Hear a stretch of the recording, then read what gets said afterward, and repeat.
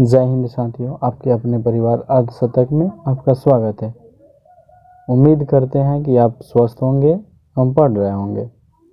आज का कोट है, नॉर्मन विसेंट पीले लिखते हैं कि हमारे सामने मौजूद किसी भी तथ्य से ज़्यादा महत्वपूर्ण उस तथ्य के बारे में हमारा नज़रिया होता है, क्योंकि हमारी सफलता या असफलता उसी से तय होती है।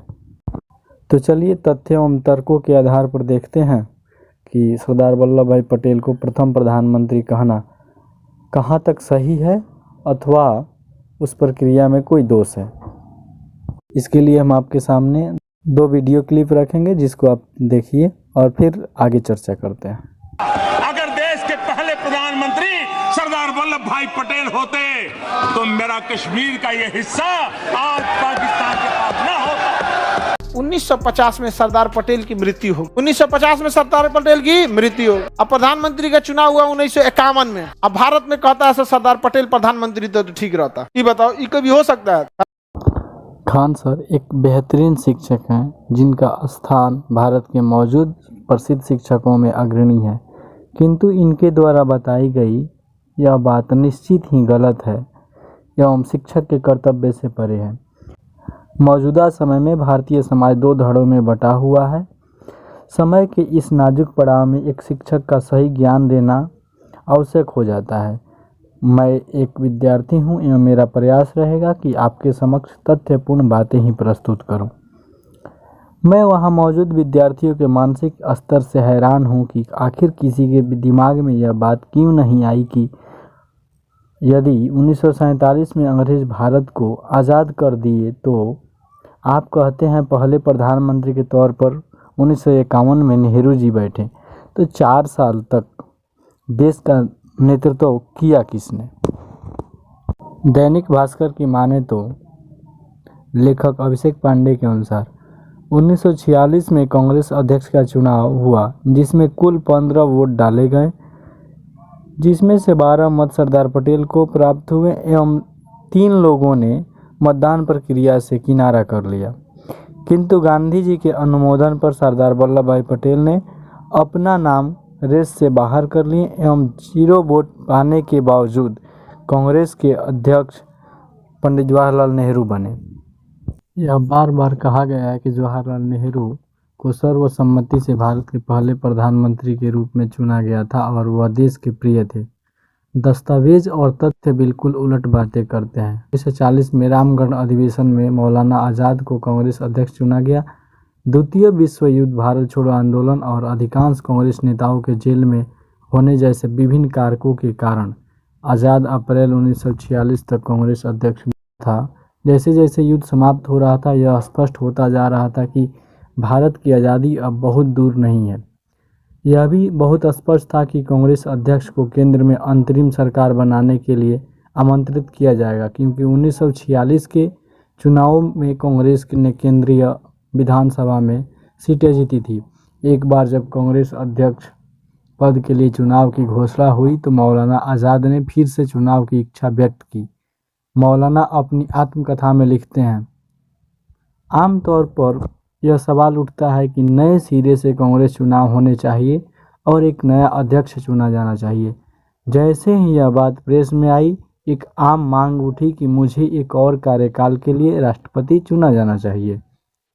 इसने आज़ाद के करीबी दोस्त और सहकर्मी नेहरू को पीड़ा दी, जिनकी अपनी उम्मीदें थीं।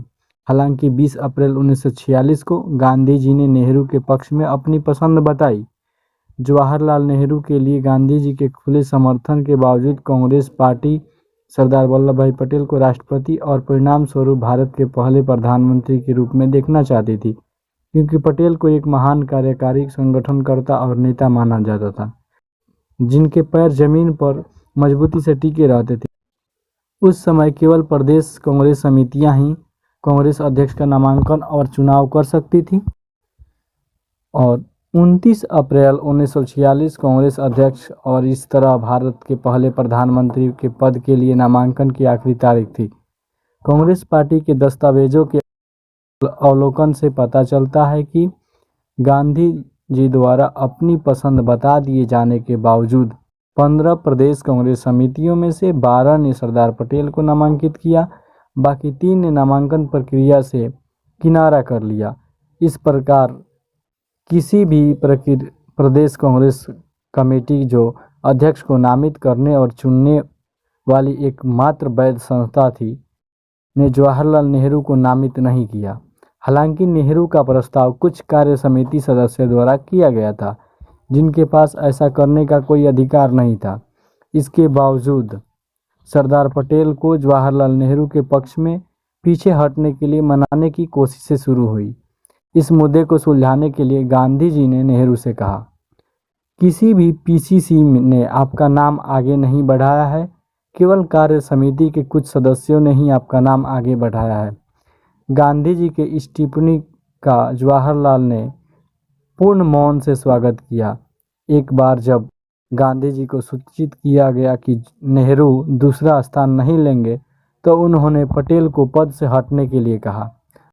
राजेंद्र प्रसाद ने इस बात पर अफसोस जताया कि गांधी जी ने एक बार फिर से ग्लैमरस नेहरू की खातिर अपने भरोसेमंद लेफ्टिनेंट का बलिदान दिया था और उन्हें यह भी डर था कि नेहरू ब्रिटिश तरीकों का अनुसरण करेंगे। जब राजेंद्र प्रसाद एक बार फिर वाक्यांश का उपयोग कर रहे थे, तो वह वास्तव में 1929, 1937 और 1946 में नेहरू के बजाय पटेल को कांग्रेस अध्यक्ष पद देने से इनकार करने का जिक्र कर रहे थे, और हमेशा आखिरी क्षण में। आपके समक्ष हम कोई निष्कर्ष प्रस्तुत करें उससे पहले हम कुछ पुस्तकों का उद्धरण लेंगे। तो चलिए देखते हैं। क्राउन पब्लिकेशन, सामान्य ज्ञान, पृष्ठ संख्या 245 में अंतरिम मंत्रिमंडल 2 सितंबर 1946, मंत्री तथा विभाग। जवाहरलाल नेहरू मंत्रिमंडल के प्रमुख, विदेशी तथा राष्ट्रमंडल संबंधी मंत्रालय। वल्लभ भाई पटेल गृह सूचना तथा प्रसारण मंत्रालय। बलदेव सिंह रक्षा मंत्रालय। डॉक्टर जॉन मैथाई उद्योग तथा आपूर्ति मंत्रालय। सी राजगोपालाचारी शिक्षा मंत्रालय। C.H. भाभा खान तथा बंदरगाह मंत्रालय। डॉक्टर राजेंद्र प्रसाद खाद्य एवं कृषि मंत्रालय। आसफ अली रेलवे मंत्रालय।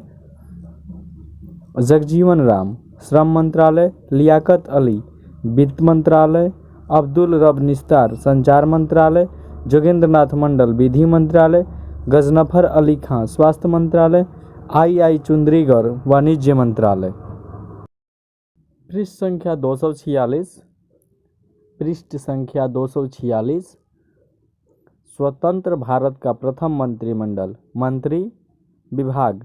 जवाहरलाल नेहरू प्रधानमंत्री, विदेश मंत्री, राष्ट्रमंडल एवं वैज्ञानिक शोध। डॉक्टर राजेंद्र प्रसाद खाद्य एवं कृषि मंत्री। अबुल कलाम आज़ाद शिक्षा मंत्री। सरदार वल्लभ भाई पटेल गृह सूचना एवं प्रसारण मंत्री। जगजीवन राम श्रम मंत्री। C.H. भाभा वाणिज्य मंत्री। रफ़ी अहमद संचार मंत्री। राजकुमारी अमृता कौर स्वास्थ्य मंत्री। डॉक्टर भीमराव अंबेडकर विधि मंत्री। R.K. चेट्टी वित्त मंत्री। डॉक्टर श्यामा प्रसाद मुखर्जी उद्योग एवं आपूर्ति मंत्री। कार्य खाद्यान्न एवं ऊर्जा। जॉन मथाई रेलवे एवं परिवहन मंत्री। बलदेव सिंह रक्षा मंत्री। प्रतियोगिता दर्पण परीक्षा उपयोगी सीरीज 4, सामान्य अध्ययन, भारतीय राज्य व्यवस्था एवं शासन, पृष्ठ संख्या 174। वर्ष 1940 रामगढ़ अधिवेशन में मौलाना अबुल कलाम आज़ाद कांग्रेस अध्यक्ष बने, जो कि द्वितीय विश्व युद्ध, भारत छोड़ो आंदोलन एवं अन्य कारणों से जून 1946 तक कांग्रेस का अध्यक्ष बने रहे। जुलाई 1946 में सरदार वल्लभ भाई पटेल के आधिकारिक जीत के बावजूद महात्मा गांधी के अनुमोदन एवं पटेल के अध्यक्ष पद के बलिदान के परिणाम स्वरूप नेहरू अध्यक्ष बने। 2 सितंबर 1946 को अंतरिम सरकार के बनते ही नेहरू सितंबर 1946 मेरठ अधिवेशन में कांग्रेस अध्यक्ष नहीं रहे। 1946 मेरठ अधिवेशन में JB कृपलानी को कांग्रेस अध्यक्ष के लिए चुना गया, जो 1947 के अंत तक कांग्रेस अध्यक्ष बने रहे।